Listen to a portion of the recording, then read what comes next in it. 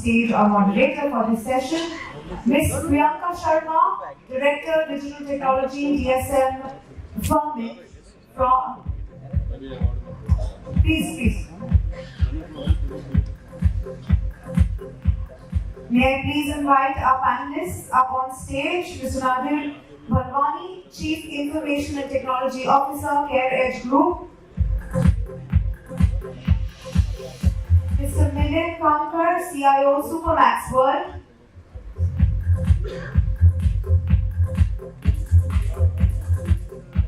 Mr. Kiran Komatala, Group CTO, Restaurant Brand Asia.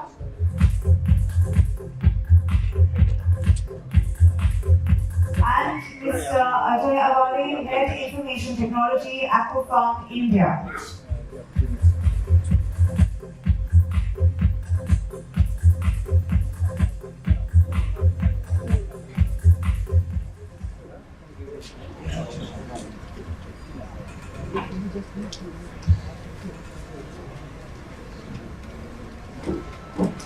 Okay, so hello everybody. I think I have been given the most difficult task to moderate the last session.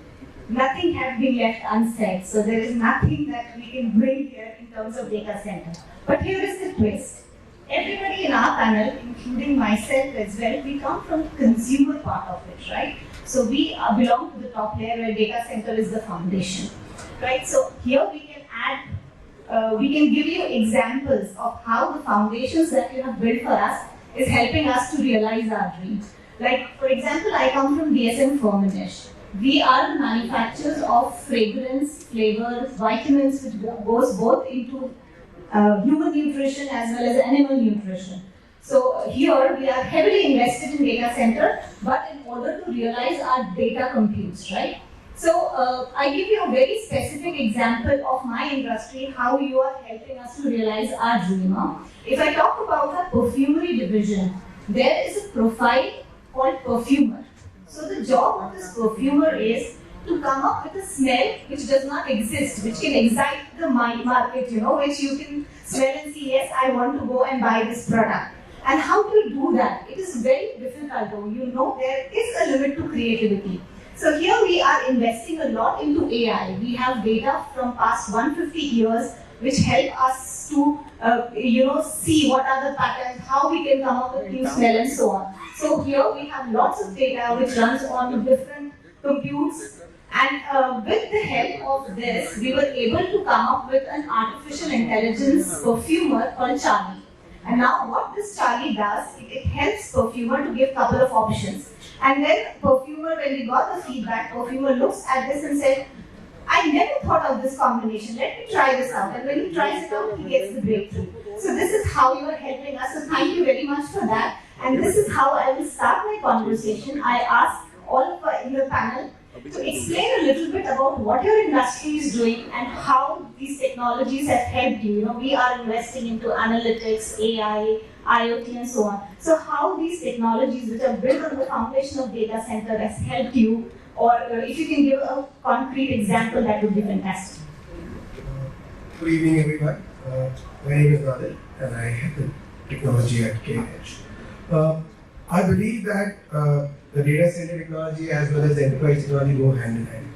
You've seen throughout, when things started moving in the data center domain, when we started doing virtualization, we started doing a lot of other stuff, and things became easy for us to increase the compute, increase the memory, etc. This helped you actually take on more workloads. Today in the enterprise domain, one is of course we make sure that our systems are secure and are replicated with DR, which is a simple thing to do. But what we will try to now achieve using Gen AI is we come from the data background. So analytics is what we do, predicting is what we do. We're now trying to use technology using Gen AI and AI and ML to actually come out with our predicting number. So typically we have all the data of the companies which they share with us. Plus, there is a lot of data which is available on the internet, which is relevant to us. There is news, there is other data which is available. Probably getting all of the data, using large language models, we're trying to make sure that we get something as a starting point for the analyst. Today, the entire thing is done by the analyst manually, which takes a lot of time. Of course, you still need the analyst. But what we're trying to do is using this technology, getting at least 50% of the data in shape for the analyst. So that's step one. Probably when we start doing this and making the models learn, it will become 60%, 70%, 80%, and move ahead with that. So this is one small thing which we're trying, and no one's done this before, so it's gonna take time. So this is something which I think the latest technologies enable us to. Good evening, friends. Let me appreciate your patience for waiting for whole day sessions. I think the morning was full of technology, and we have to make it interesting, as Priyanka said. I come from CPG manufacturing industry. Company name is Firmenich. CPG is a very peculiar industry where we are dealing with the mass consumers. They require a product with the regular replenishments or replacement. This industry is subcategorized into two. One is the product development, and the KRA for them is to bring the innovative product before the competition. Manufacturing is a second subsegment of my industry, which KRA is develop the product which is cost effective and efficient to meet the customer requirement. And third is the distribution of the product, which deals with the consumer. We are dealing with B2B and B2C. We sell our product to the salon, and we are also consumers are buying our product. So the narrative, the digital narratives for us is very, very clear. For product development, it is how to bring the first innovative product before the competitions. So dealing with a lot of technologies in terms of the consuming internal data as well as external data. Manufacturing, where we have to address OEE as a success factor. How to make sure that my OEE is high and I reduce the replenishment cycle to the market. And definitely the last but not least, the distribution of the product, where the consumers are involved. So how to make sure that consumer experience are meeting the excellence and the related technology for them. For me, the data centers are categorized into three again. One is my own data center, which is reduce the investment over a period of time. I hardly invest in my internal data center. Second is a colo, and third, which is importantly flourishing the Indian technology market, is a cloud. And the very early adopter of the cloud, I am using the public cloud since beginning of my ERP implementation from 2014, and I am quite stable with that. Good evening, everybody. Yeah, my name is Priyanka. I am Group Chief Technology Officer for Restaurant Brand Asia. So I'm responsible for enabling technologies. So Restaurant Brand Asia operates Burger King restaurants in India, and we have another geography, Indonesia, where we operate Burger King restaurants as well as Popeyes restaurants. So I'm representing a QSR business now, and throughout my career of 21 years, I was in retail industry. So I've been privileged to work with large retail hypermarkets, supermarkets, big chains of retailing. The one goal of retailing is to create a customer experience through technology. That's a primary goal of the technology enablers.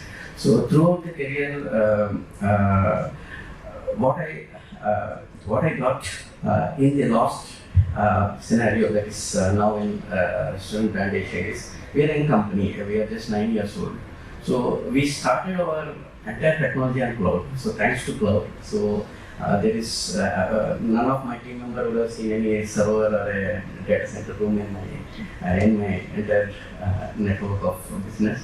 So we are completely cloud enabled, right from ERP to customer management tools to even the point of sale store is connected to cloud, and the data transfers in a fraction of seconds. So that's the area where we are currently. The kind of power of cloud computing is really helping us to expand the markets and very simpler way. Unlike a decade back, we used to have a lot of challenges in terms of setting up data centers, working on co-location data centers. That's a massive infrastructure, hardware is being outsourced to the cloud computing now. And just to talk about being a customer-centric companies, where for us to create customer experience is very important. So these cutting-edge tools like AI, artificial intelligence. Today, if you see, the era of customer coming and buying in a brick and mortar is gone.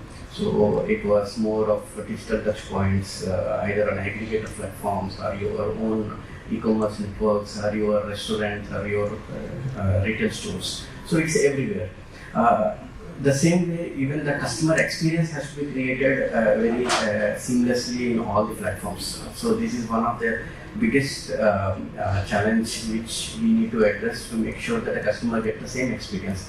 The customer may buy online and he want to return in a brick and mortar, or vice versa, or he wanted to understand the menu lettering or the pricing has to be uniformly maintained across. And also the part of hearing back to the customer. So customers buy at your brick and mortar and may give their feedback on your online and may write their dissatisfaction on some social media or on a Google network. So the major challenge is to read from all structured and unstructured data, creating a sentiment, hearing out the customer and creating again the satisfaction level is a key. So I can't say any retailer has achieved it. We are in the path of it, and we use various tools, and we are trying to leverage the analytic AI ML tools to reach to a level where we can come to the customer satisfaction.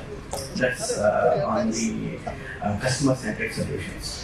Whereas it comes to running a large chain of retail outlets, you need a lot of training, you need a lot of connectivity, you need a lot of communication. Currently in India, we have more than 15,000 employees working, and they will be close to 100% attrition every year.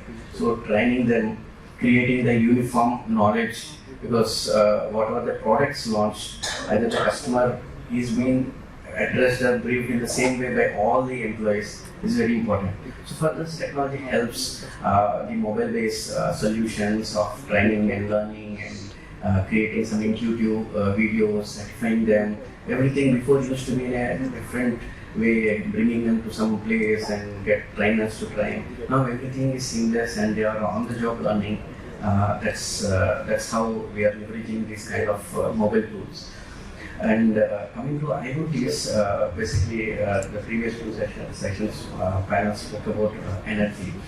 So optimizing energy is everyone's responsibility, being the retail outlets. How you are able to optimize your energies in the consumption of either your restaurant kitchens or in your customer area. How the maintenance of the atmosphere, like if the outside temperature is 30 degrees, there is no necessity to put your AC set 19 degrees or 20 degrees. So there is a logical way how to maintain these temperatures and centrally monitor, control, regulate. So there we are trying to leverage the IoT technologies. That's it. I just wanted to go on. Perfect, sir. So I represent AquaPharm Chemicals. My name is Ajay. So I'm heading IT there. So it's a direct relation with data center and data, of course. Now digging to core manufacturing, which is a chemical manufacturing. I think if you think about a decade back, everybody was talking about in-house data centers. They face the similar challenges wherein the data centers are there today.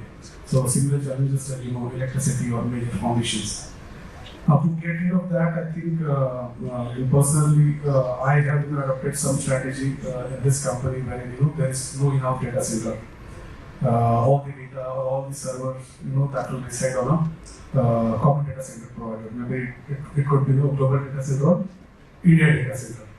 Now, on to this front, I think we initially went with the local data center, that is Indian data center, and then eventually we have to move to a global data center because of certain reasons. I think the challenges which I think I can explain further.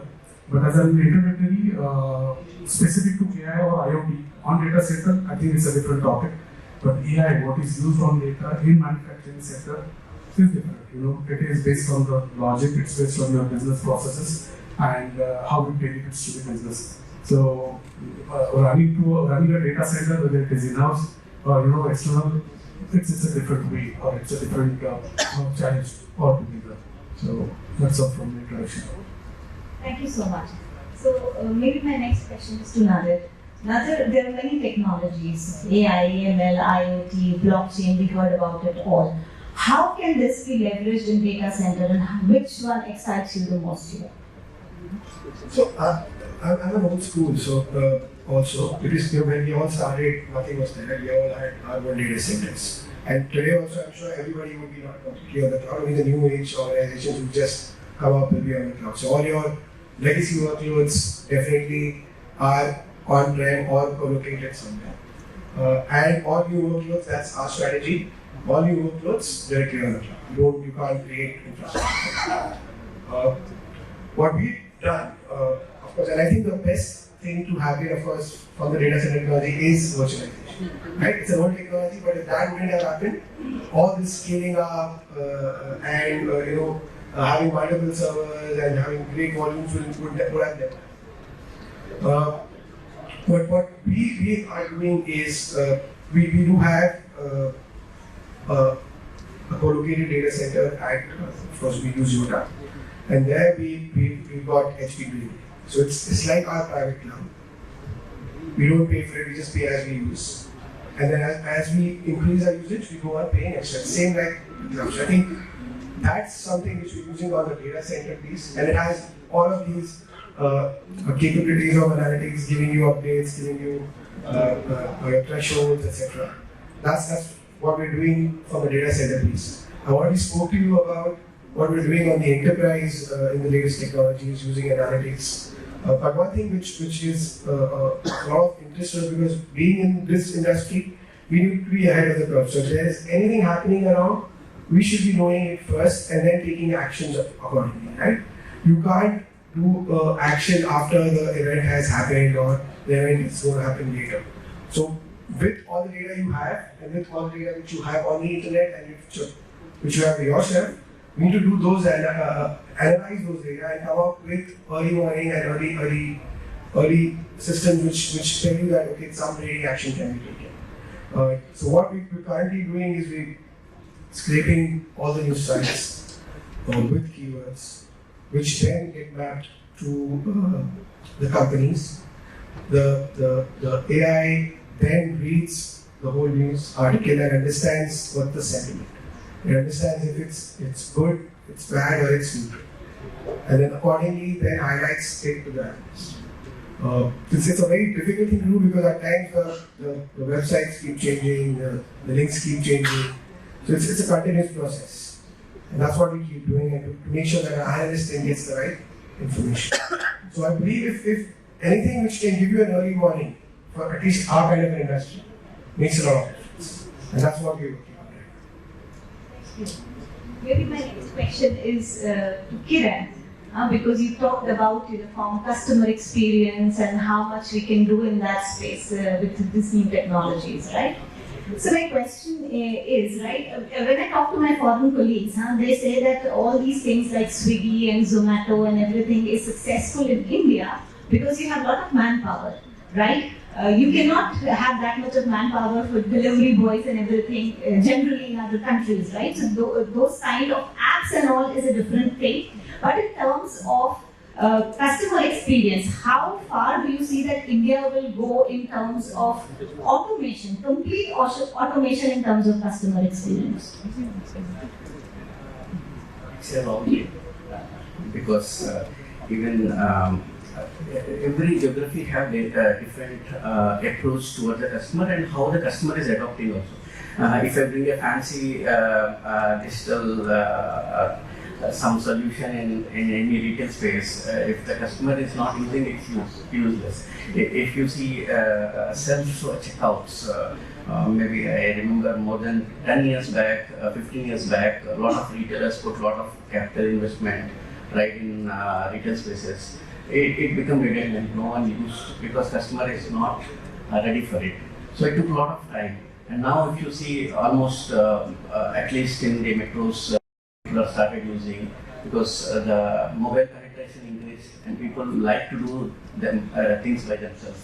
So now if you say, I'm very specifically to QSR, I'm saying, if you see a QSR restaurant, basically in a restaurant, if you see people will be standing in front of point of sale, 4-5 people in a line and waiting for order.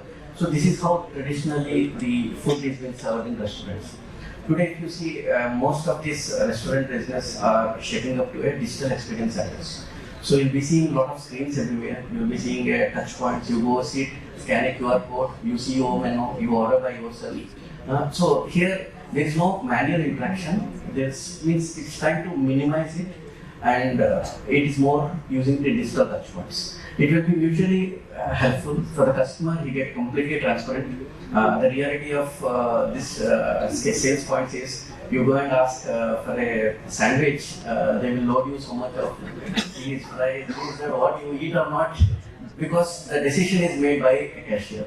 But now if you get into a digital touch point, you don't need to be forced to eat, or rather you don't need to be taking something which you don't want. You can take by yourself.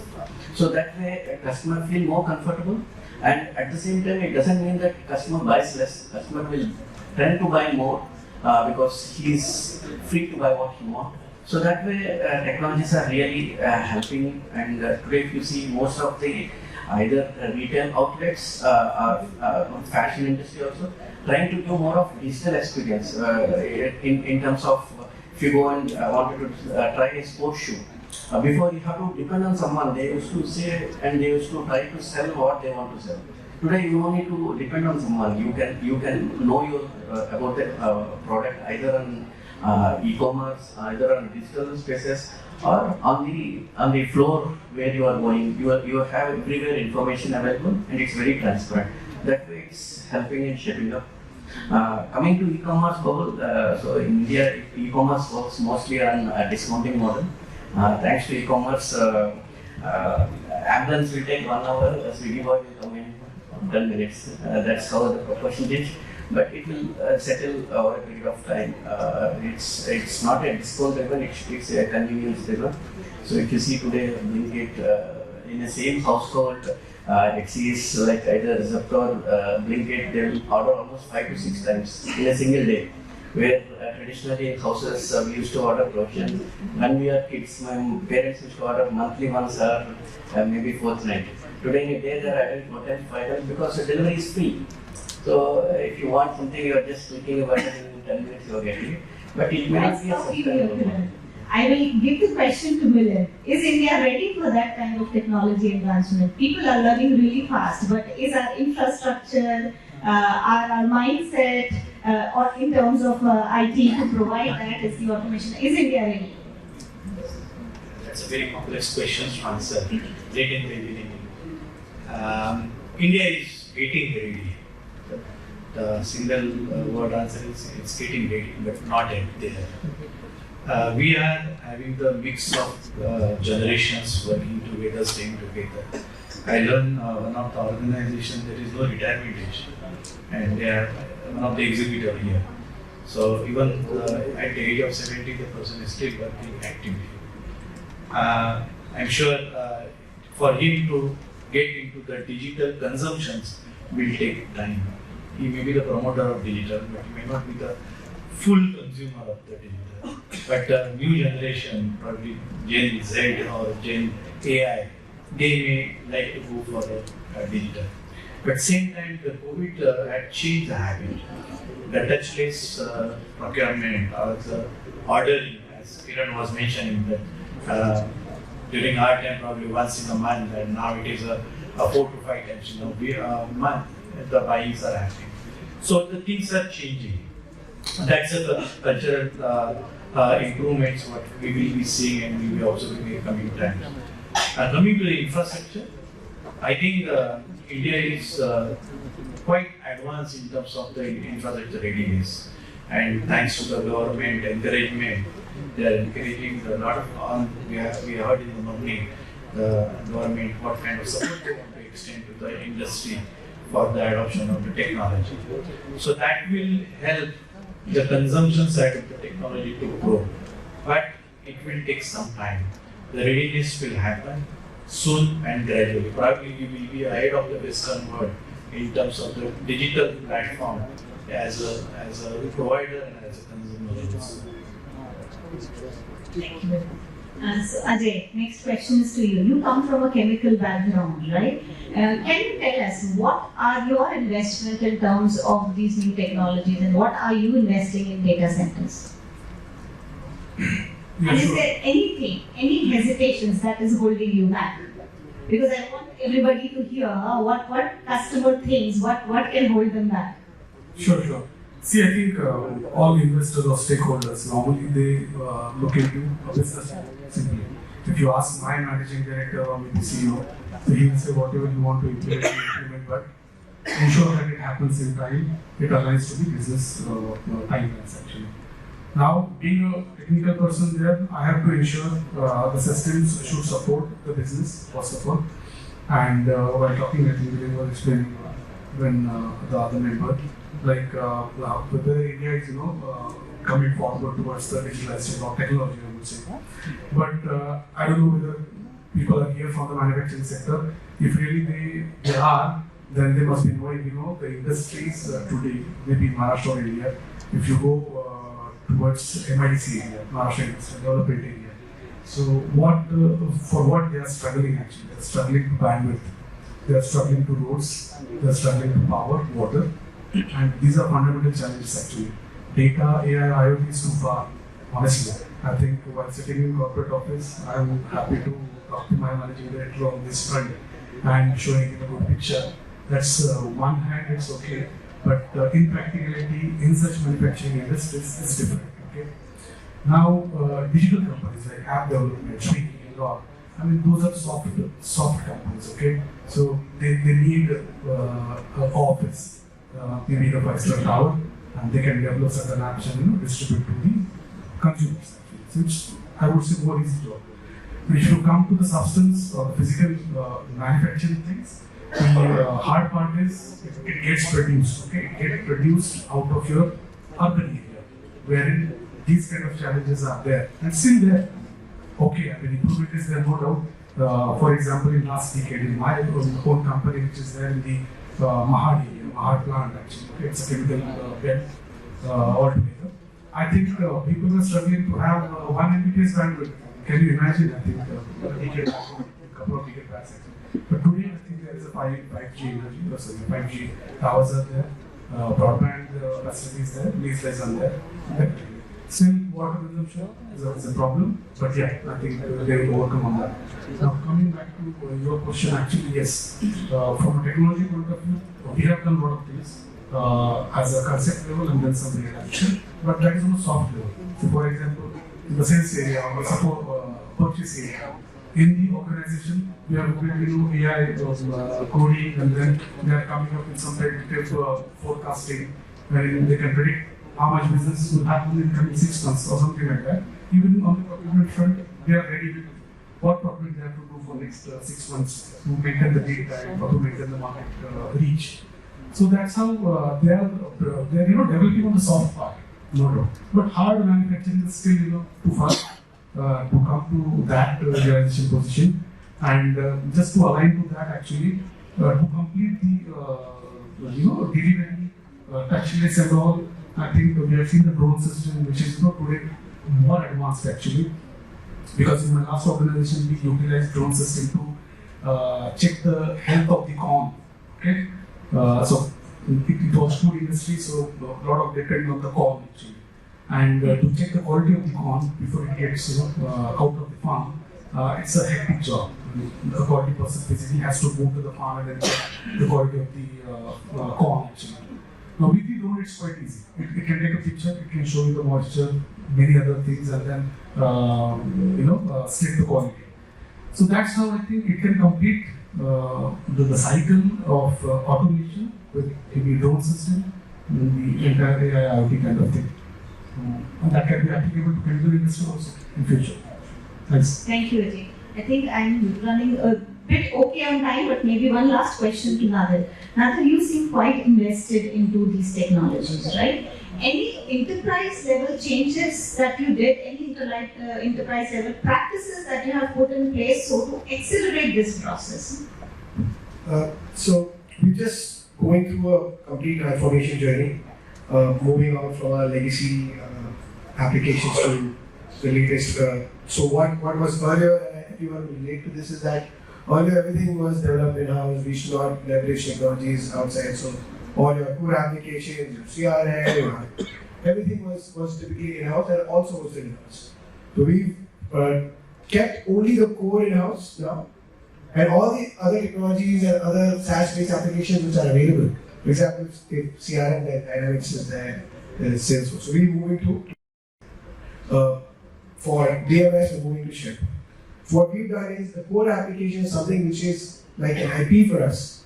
We've kept it for ourselves, developing in-house, of course from a third party. But because that's core to us, and whatever innovations we do there, we don't want it to be going outside. So and there's actually no product available in the market as such. So we still have to do it. So all the other things, like travel expense, you call the legal application, all of that we're now taking away from our legacy application and going to the cloud or SaaS, wherever it is. So that's our strategy. And I think overall most of the companies are doing it. So you have made policies, huh? We already started. Yeah. We already started. We are probably we'll be including at least 4 projects by March 2024. So now, next question to all three of you, very short answer. We talked about people, technology and process. So in the PPT, people, process and technology. Let's talk about people. What are the different skill developments? What is the change in mindset that you see that has to come forward to move us forward in this direction? You can start, Ajay. Yeah, more question. But yeah, from people angle, yes, a lot of things needs to be done. Achievement is a big thing actually. Making them train aware, and people themselves, they should look into a long-term goal actually, not a short-term goal. So what could be there after 10 years? And those features they should realize, and then keeping that mindset upfront, I think they should lead. So that's change has to be.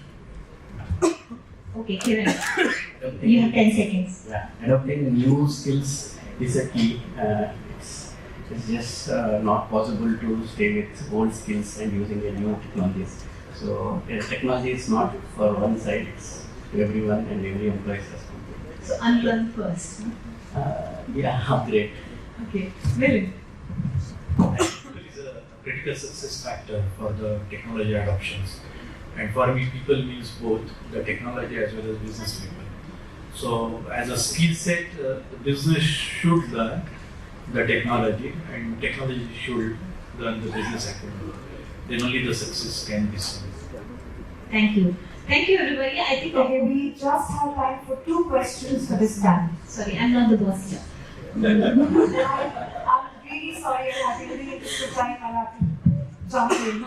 So considering you guys are best, most lovable panel because you are the buyer and you are the seller. So my question is, when you guys talk about the technologies and you go for the infrastructure, what is your preference? Whether it's scalability or you go for more resilience and redundant infra?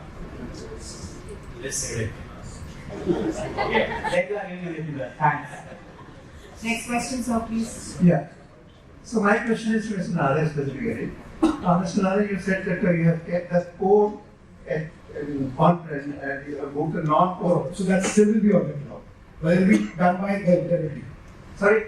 It still be on the cloud, but it will be developed by us. It will be developed by you. So that was the question. Essentially the question was, you see, not only yours, but many companies I have seen, including the banks, that they keep the core in-house or on-prem and they move the non-core or the non-critical stuff to the cloud.